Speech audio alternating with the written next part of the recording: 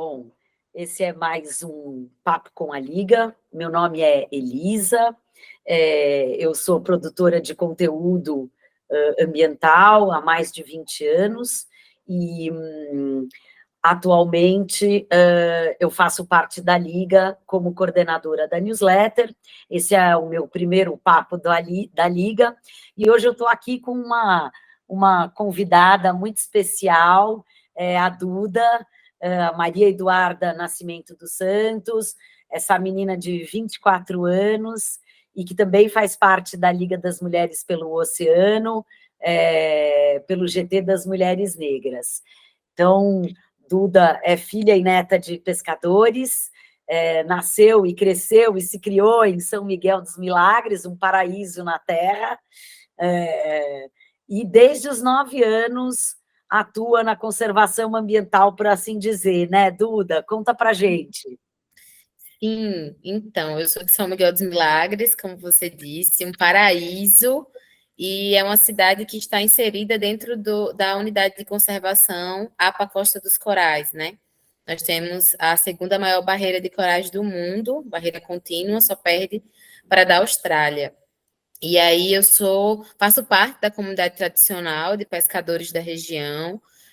Meu pai atualmente é jangadeiro, meu avô é pescador aposentado, minha avó é marisqueira aposentada e meu avô materno era agricultor e também pescava. Então, eu cresci, né, em meio à comunidade tradicional, conheço os jangadeiros, os pescadores todos.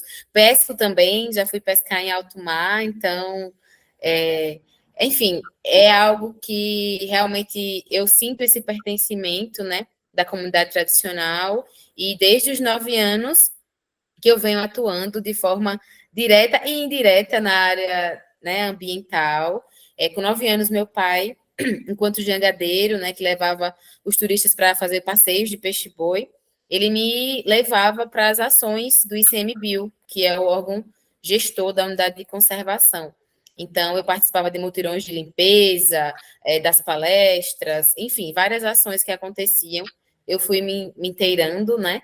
E aí, aos 14 anos, eu entrei no Instituto Federal de Alagoas, como técnica em hospedagem, na verdade, para fazer o curso técnico em hospedagem. E aí, no meu primeiro ano, eu já entrei como bolsista para trabalhar como desenvolvimento sustentável da APA Costa dos Corais.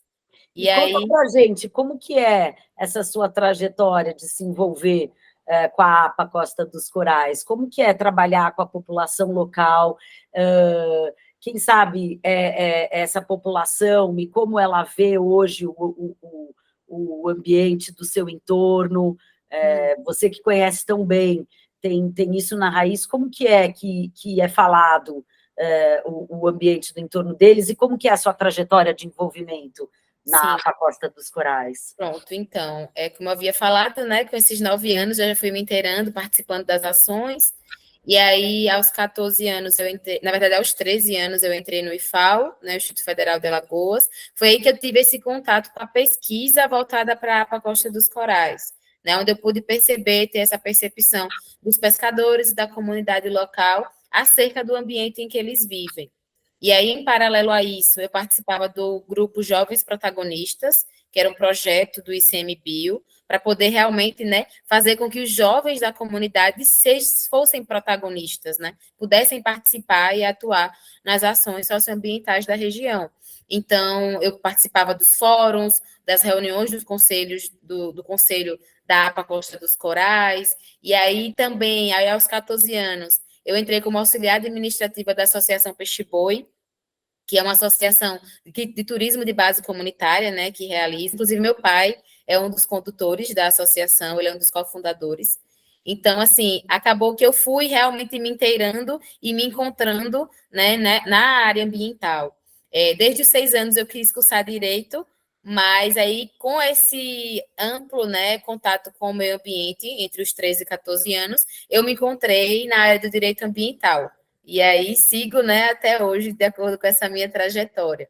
Então, assim, consegui muito perceber, né, pronto, no IFAO eu participei de um projeto que a gente buscava o desenvolvimento, na verdade, ver como é que conciliar o desenvolvimento do turismo com o desenvolvimento da pesca artesanal, né, local. Então, assim, deu para identificar diversos conflitos que o turismo tem, né, que o turismo traz para as comunidades tradicionais, enfim.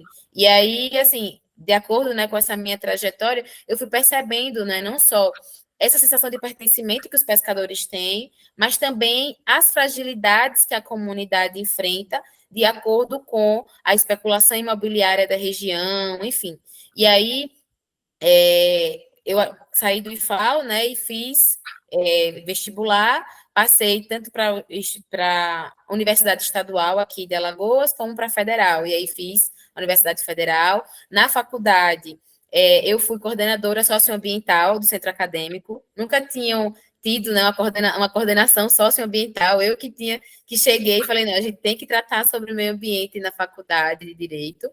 Então, e lá mesmo eu consegui, enfim, trazer, né, essa veia ambiental para dentro da universidade.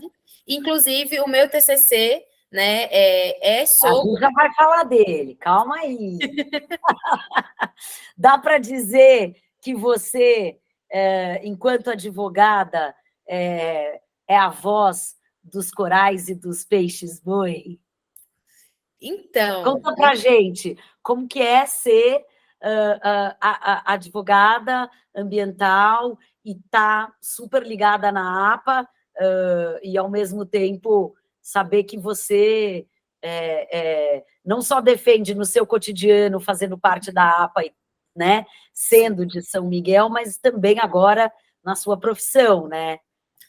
sim, então, é difícil, porque, infelizmente, o direito ambiental, ele ainda não é tão, digamos que, tão reconhecido quanto outras áreas, né? Então, assim, me formei recentemente, inclusive, me formei em junho, e, assim, aos pouquinhos a gente vai tendo contato. Então, por exemplo, eu me formei, aí já consegui auxiliar uma associação de prestadores de serviços turísticos lá em Porto de Pedras, uma associação comunitária, então, que tem vários jangadeiros, no qual eu pude contribuir com o estatuto, com o regimento interno da associação.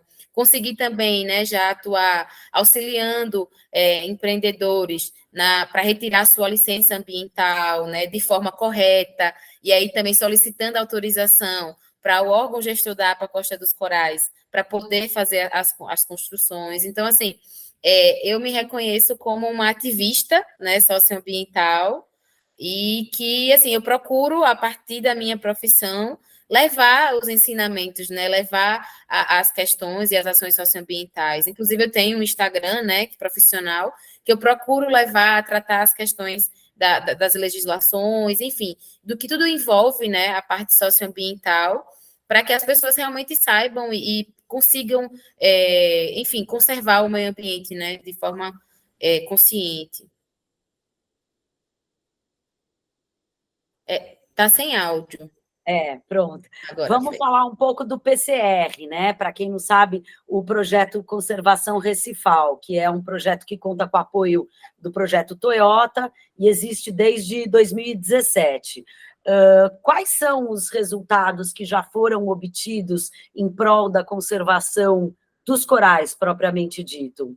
Conta para a gente. Então, né, com relação ao PCR e até de outros projetos envolvidos na APA, é que eu fui convidada pelo projeto Toyota para a Costa dos Corais, né, para poder falar sobre o desenvolvimento desses projetos e os resultados, né, deles dentro da APA Costa dos Corais.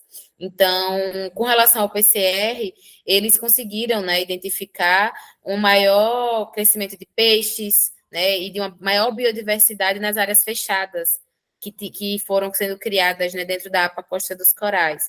E não só o PCR, mas, enfim, a parte cultural, né, os projetos voltados para a cultura, os projetos ligados à conservação do peixe-boi marinho, ligados à conservação das tartarugas marinhas.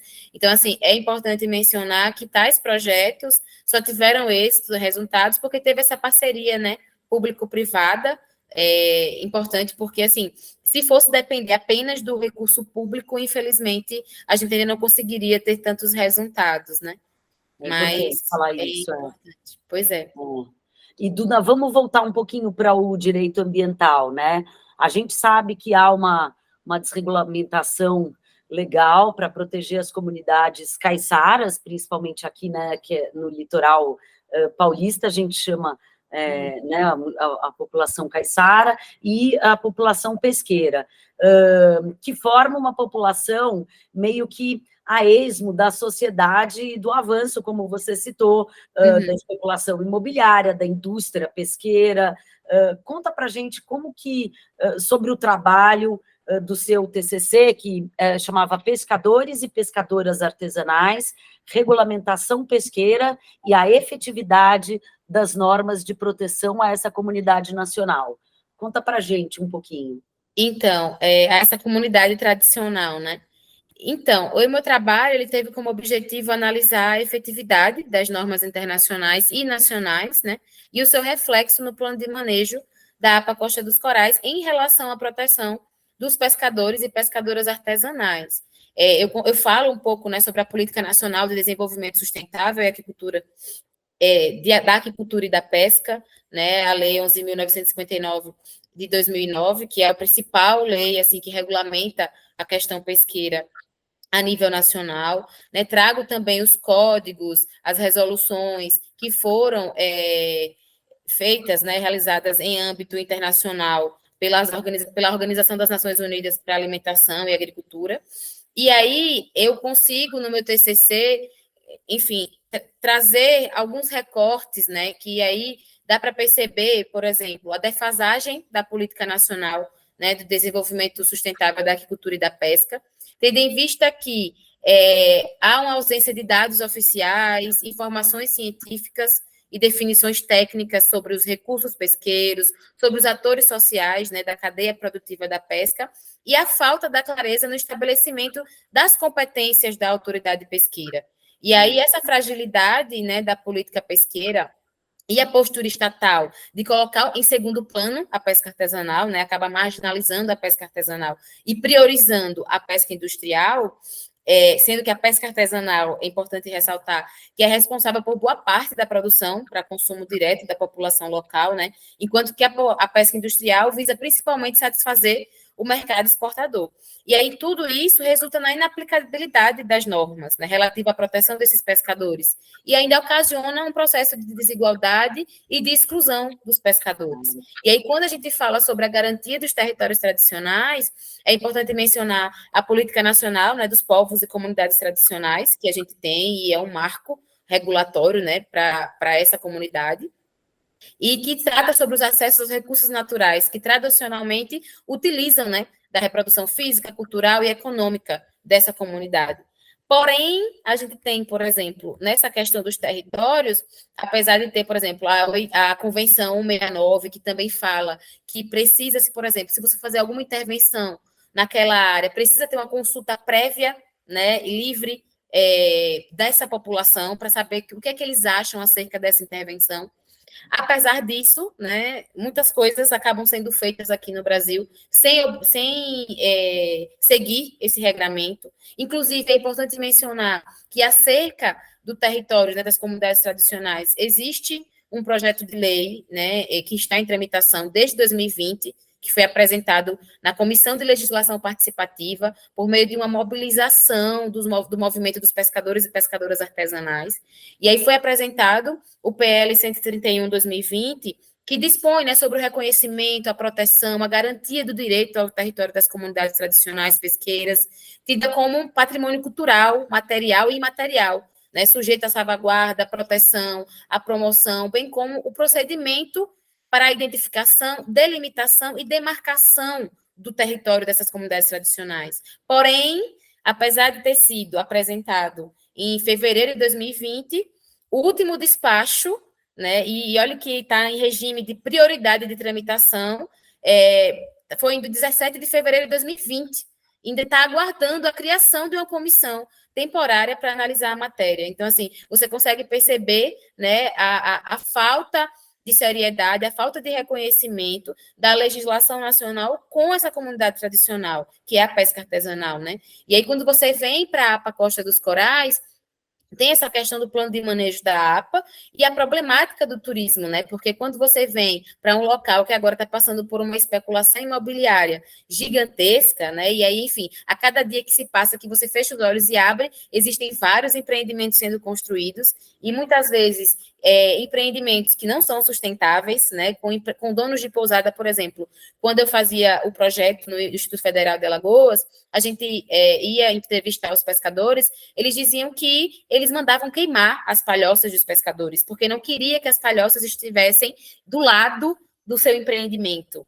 Então, assim, tem pousadas, donos de pousada que mandam as marisqueiras saírem da frente, né? Olha que está na praia, né? Enfim, bem público. Sair da frente da praia para poder ficar livre, deixar sabe, a praia sem esse resquício de pesca artesanal. Enquanto que, assim, na verdade, é um trunfo, né? Porque é difícil você encontrar comunidades ainda que exerçam as suas atividades de forma tradicional e acabem perpetuando, né, na geração. Então, assim, existe essa problemática, que apesar de que, assim, lógico, o turismo traz renda, né, tem as suas benesses, mas é importante também pensar e refletir sobre essa No questão. turismo sustentável, né? De base Exatamente, sustentável, base comunitária, claro.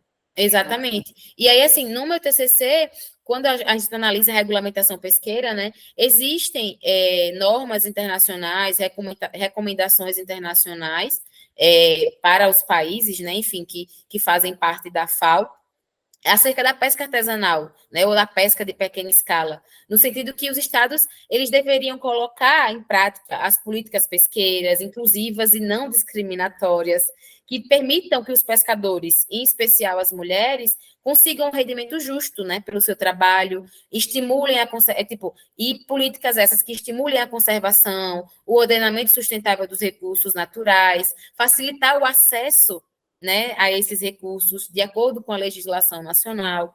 E ainda assim, é importante mencionar que essas recomendações, né, da FAO, elas frisam que deveriam assegurar o estabelecimento dos sistemas de monitoramento, né, que tem que ter um controle de vigilância, promover a aplicação desses monitoramentos, né, e de sistemas adequados para a pesca artesanal, para proteger os bens que são de subsistência da população pesqueira, né, e realizar as pesquisas, documentar todo o conhecimento, né, que a população pesqueira tradicional tem, que é um conhecimento rico que nenhuma faculdade ou, enfim, instituição de ensino pode passar, porque eles aprenderam isso, né, na própria prática.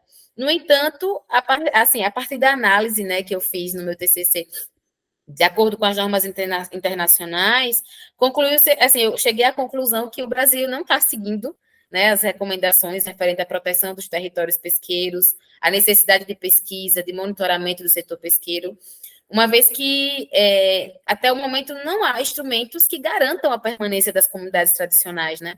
Como eu disse, o PL está lá, está em regime de prioridade, mas assim, até agora não teve nenhuma criação de comissão para analisar o projeto. Então, assim, falta de estatísticas pesqueiras oficiais, as que estão são defasadas. E aí, em âmbito nacional, a política nacional, né, de desenvolvimento sustentável e da agricultura da pesca, eles não vêm sendo atingidos integralmente, pois além de não haver a regulamentação dos territórios, como eu falei, inexiste dados oficiais atualizados da pesca artesanal, e ainda tem normas que se mostram excludentes, porque não considera totalmente as necessidades e as peculiaridades dos pescadores. E, como eu falei, o PL, né, está aí, então, assim, não foi apreciado por nenhuma comissão, até o término do meu trabalho não tinha sido. Atualmente, se você for olhar no portal da Câmara dos Deputados, também não foi analisado, e aí isso acaba... Para poder fazer um parênteses, o seu trabalho terminou em julho desse ano, né? 2023. Isso. Ou seja, Exato. 2 anos que nós não temos. Sim. Exatamente. Então, assim, olhei e fui hoje novamente, né, para poder passar um dado atualizado. Até agora, também não foi criada nenhuma comissão para poder analisar um projeto que é de uma importância, né, sim, gigantesca, enquanto que a especulação imobiliária e todas as questões, as mudanças climáticas também, né, vem aí trazendo todas essas questões, e aí você acaba não tendo essa garantia do território pesqueiro. Não, né? e no final das contas, toda essa miscelânea de coisas negativas impactam nas mudanças climáticas proeminentemente, né? Exatamente, exatamente. E aí, assim, pô, né, existem já pesquisas que mostram que a atividade das comunidades tradicionais, né, o seu uso e tal, acabam beneficiando a conservação do meio ambiente, porque não, de toda forma, assim, é irrelevante o impacto, assim, negativo que é causado por essas comunidades, se você for olhar, né, enfim, em comparação com as grandes empresas, com grandes empreendimentos que acabam jogando dejeitos no mar, por exemplo, né? E aí, no que diz respeito à APA Costa dos Corais, né, no meu trabalho eu avalio que, assim, a pesca e o turismo, eles se apresentam, né, como atividades complementares ou antagônicas, enquanto eles coexistem na APA. E aí é preciso ter né, analisar de forma adequada, porque, beleza, gera renda por meio da oferta de ocupações, né, mas são potencialmente causadores de problemas ambientais, não só ambientais, como socioambientais, né, por causa desses conflitos com os pescadores, com os jangadeiros, né? Que né, o jangadeiro é o pescador aqui do Nordeste que a gente tem, e vocês aí, caiçaras, né? Então, a partir desse estudo, o estudo que eu fiz, né, do plano de manejo, do primeiro plano de manejo, que foi 2017, em comparação com a segunda versão, que é de 2021, observou que o documento, o plano de manejo, ele evoluiu, porque ele reconhece expressamente que a unidade de conservação é um território de uso de comunidades tradicionais, um espaço de luta, né, pela identidade, com destaque do protagonismo da mulher. Inclusive, a gente tem a rede de pesca, né, das mulheres daqui da Rota Ecológica. Contudo, o plano de manejo ele identifica como ameaças a especulação imobiliária, como eu havia falado, a perda do território pesqueiro por meio da carcinicultura e da privatização, mas não avança em relação a estratégias, né? Tipo, quais são as estratégias? Quais são as políticas para conter as ameaças? Então, assim, o plano traz, né, são ameaças, mas, enfim, não diz como agir, né? Enfim, não diz um norte, não dá uma diretriz com relação a isso. E aí também é importante mencionar que há um profundo desconhecimento dos órgãos gestores sobre a cultura local, que o próprio plano de manejo fala dessa necessidade de fazer pesquisas, né, acerca, documentação, enfim, acerca do conhecimento das comunidades locais, enfim, como é que a cultura local ela se desenvolve. Então, assim, e tem essa necessidade de esclarecimento sobre o território, qual é o perfil da população de pescadores. Então, assim, para você ver como é o reflexo, né? Existem as recomendações internacionais, a gente não tem em nível nacional, então reflete isso no plano de manejo da unidade de conservação. Porque se a gente não tem nem a nível nacional, quiçá, né? Enfim, E é muito importante, eu acho, a gente trazer esse tema, porque eu acho que ele contribui com a figura brasileira lá fora, no sentido de, olha, não estamos fazendo essa nossa lição de casa tão bem feita, não temos nada aqui que esteja dentro do guarda-chuva internacional, e isso vai refletir lá fora, lá para cima, né? Exatamente, né? Olha que assim, nós somos um país, né, que tipo tem uma das maiores biodiversidades do mundo. Mas e aí? E as comunidades tradicionais que cuidam dessa biodiversidade? A gente não está cuidando, né? Então, de modo geral, o meu TCC ele concluiu que tanto o plano de manejo, o primeiro quanto o segundo, no que diz respeito às comunidades, né, pesqueiras e à pesca artesanal, reflete a efetividade limitada das normas internacionais e nacionais que regulamentam a atividade, né? Porque no tocante à ausência das normas que regulamentam o território, que prevejam a necessidade de pesquisa e monitoramento, já que são questões essenciais para a proteção dos pescadores e pescadoras artesanais. Então, foi esse o objetivo, né? Buscar analisar essa efetividade e concluiu-se isso, né? A efetividade limitada. No final deu a lógica, né? Deu a Exatamente. lógica. Sem um plano adequado, vai dar ruim. Exatamente, exatamente. Então, assim, existem alguns avanços, mas é totalmente limitado, né? E olha que, assim, isso numa análise global, né, tipo nacional, e aí a nível local. Então, para você ver Cosmo, sim. isso, assim, as problemáticas, né, que estão envolvidas na pesca artesanal, assim, e que é de extrema importância, né, porque o mundo está Nossa, que mudando. rico poder falar sobre isso, que explanação maravilhosa, que TCC, parabéns. E Obrigada. falar em TCC, vou até emendar aqui. Eu gostaria que você falasse um pouco sobre o acesso à educação e à ciência. Como você vê isso no contexto brasileiro, no contexto racial? O que a gente pode fazer para que mais mulheres negras possam avançar no ambiente acadêmico e no ambiente oceânico, né? De uma maneira geral, trazendo aqui a nossa expertise, né? Então, eu acho que, assim, primeiro, quando fala de acesso à educação, eu acho que é muito importante mencionar o sistema de cotas. Eu sou cotista, né, eu consegui entrar na Universidade Federal a partir do regime de cotas. O acesso à educação sempre foi complicado para mim, e eu falo isso de modo geral, de modo amplo para a região da APA Costa dos Corais. Então, assim, eu tive o ensino de público municipal, fundamental, né? E aí, quando veio a oportunidade do IFAL, eu tive que estudar a parte em casa para poder fazer o IFAL, e com a UFAL não foi diferente. Eu não tinha condições de pagar um concurso, tipo, de ir para um cursinho, por exemplo. Então, na Sozinho, época, você estudou. exatamente, eu fiz um cursinho online, acompanhava umas aulas em casa, e tive que estudar, e olha que assim, eu não estava no mesmo nível, né? Se a gente for olhar numa perspectiva econômico-racial. Mas, a partir da existência da cota, eu consegui entrar na universidade pública e consegui ter um ensino de qualidade. Então, assim, acho que as políticas públicas de acesso à entrada da universidade, a projetos de fomento, né, de bolsas, é muito importante, porque a gente sabe que enquanto negro, né, enquanto preto, a gente tem existe o racismo estrutural no nosso país que acaba inviabilizando que o acesso à oportunidade chegue até nós. Então, assim, é muito importante que existam bolsas, projetos, políticas públicas, e aí eu falo educação de modo geral, mas também voltadas para a parte oceânica, né?